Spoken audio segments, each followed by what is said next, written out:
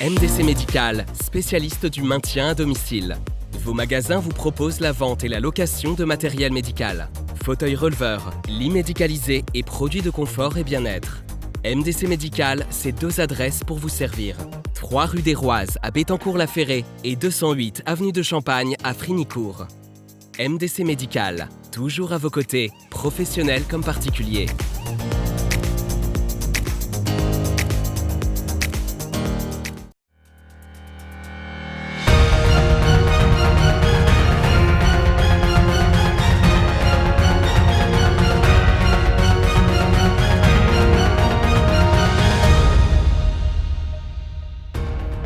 Bonsoir à tous, bienvenue dans notre journal du jeudi 10 décembre. Tout de suite, les titres de cette édition. La saison culturelle des 3 scènes au point mort avec le second confinement. Tous les spectacles prévus ont été reportés ou annulés. La Ligue pour la protection des oiseaux du Grand Est demande au préfet des départements de la région l'instauration de 2 jours sans chasse. Nous expliquerons leur motivation. Et créer des décorations de Noël, voilà le défi que se sont lancés des habitants de Morlaix dans la Meuse.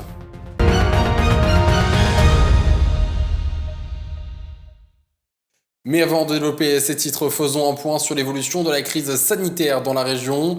Dans le Grand Est, on compte 2532 hospitalisations pour la Covid-19 et 265 personnes en service de réanimation. À l'échelle de nos départements, ce sont 197 personnes qui sont hospitalisées en Marne et 25 en service de réanimation. En Haute-Marne, 116 personnes sont actuellement hospitalisées et 4 sont actuellement en réanimation. Et concernant le département de la Meuse, ce sont 66 patients qui sont pris en charge dans les hôpitaux et 7 sont en réanimation. Enfin, durant les dernières 24 heures, 140 personnes ont pu retrouver leur domicile et malheureusement 30 personnes sont décédées dans la région Grand Est. Le Premier ministre Jean Castex vient de l'annoncer, les salles de spectacle, cinéma et autres lieux culturels n'ouvriront pas leurs portes le 15 décembre, mais courant janvier. On l'écoute tout de suite. Mardi prochain, le 15 décembre, comme nous l'avions annoncé, nous passerons à une nouvelle étape. Mais les règles seront plus strictes que ce que nous avions initialement envisagé. Première décision, les établissements recevant du public dont nous avions prévu la réouverture au 15 décembre, resteront fermés 3 semaines de plus. Les conditions posées pour leur réouverture ne sont hélas pas réunies. Il s'agit principalement des cinémas, des théâtres, des salles de spectacle, des musées, mais aussi de l'accueil du public dans les enceintes sportives, dans les cirques, les parcs zoologiques ou encore les salles de jeux et les casinos. C'est donc un coup dur pour le monde de la culture et qui continue d'être donc à l'arrêt. Une date à retenir, celle du 7 janvier, comme l'annonçait le Premier ministre.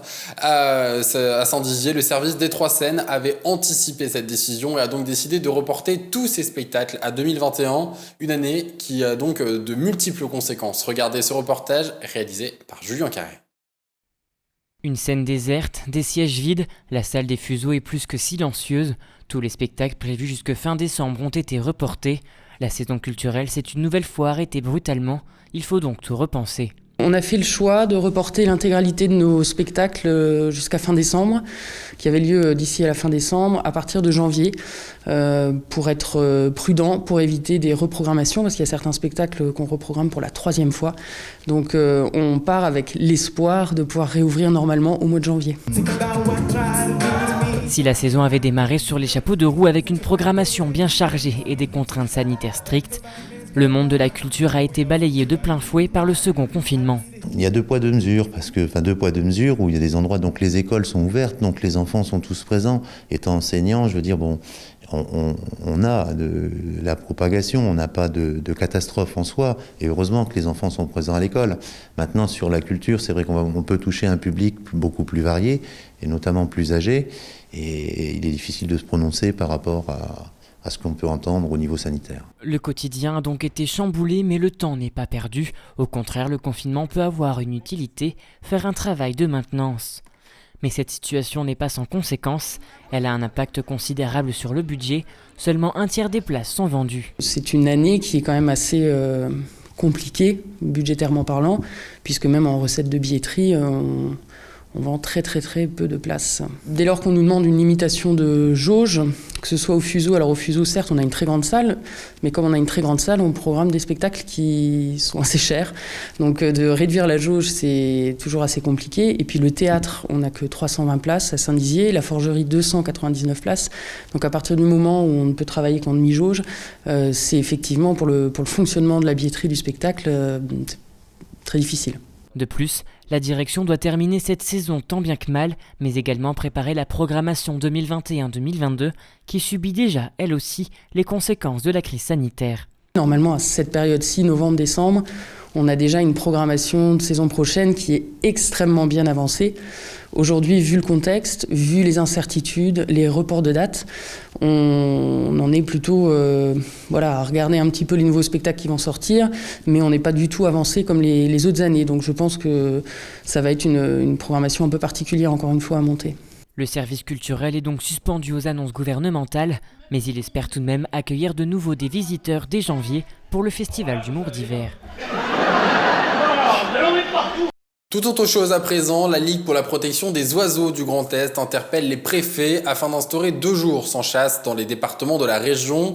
La LPO affirme qu'avec le confinement, la biodiversité a repris sa place et que cette période a éveillé un intérêt fort pour le sort de la nature de proximité. C'est pourquoi, pour lutter contre le déclin de la biodiversité, tout en permettant aux chasseurs d'effectuer leur activité, elle aimerait qu'il y ait 2 jours sans chasse dans la région. On écoute tout de suite Étienne Clément, président de la LPO du Grand Est.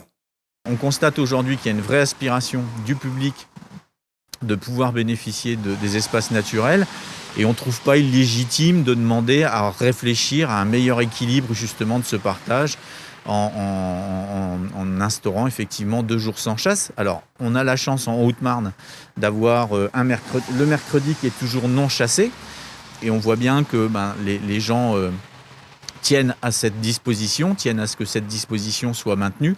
Et on se dit que dans d'autres départements, il doit y avoir ces mêmes aspirations. Et pourquoi dans les autres départements, on n'irait pas effectivement dans une réflexion pour dégager des jours qui ne seraient pas chassés pour que les gens puissent utiliser les espaces naturels.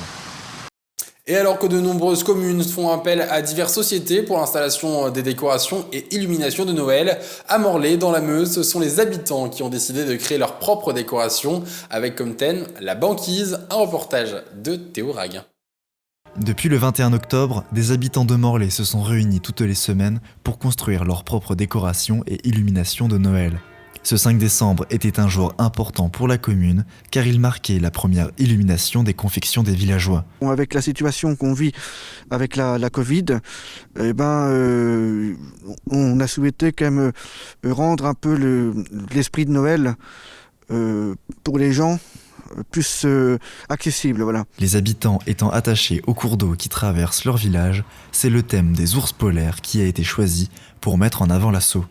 Puisqu'on est dans une période de réchauffement climatique, le but était de penser un petit peu à la neige, à la banquise, aux ours, mais aussi au pôle Nord. Donc, en somme, Morlaix est à l'heure du pôle Nord, de l'Antarctique puis de l'Arctique. De plus, cette initiative était une occasion pour les locaux de mettre en avant le patrimoine local et environnemental de leur village. Ça fait du bien pour les yeux, mais aussi pour la tête, de voir des illuminations, mais aussi de jouer aussi sur les qualités de notre village, avec l'assaut, mais aussi la verdure, et puis aussi la petite passerelle qui est illuminée là, la glycine aussi en face, le petit moulin.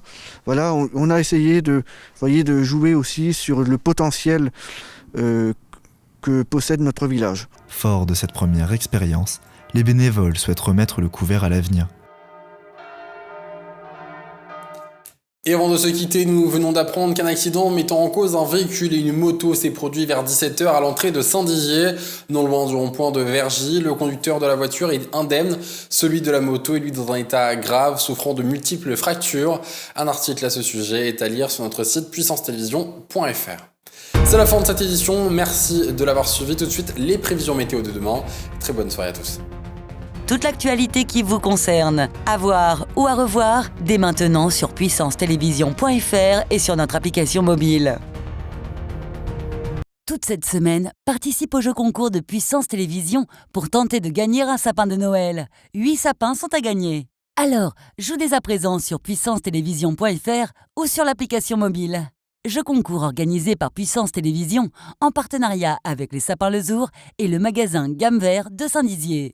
Jeu organisé du 7 au 13 décembre 2020.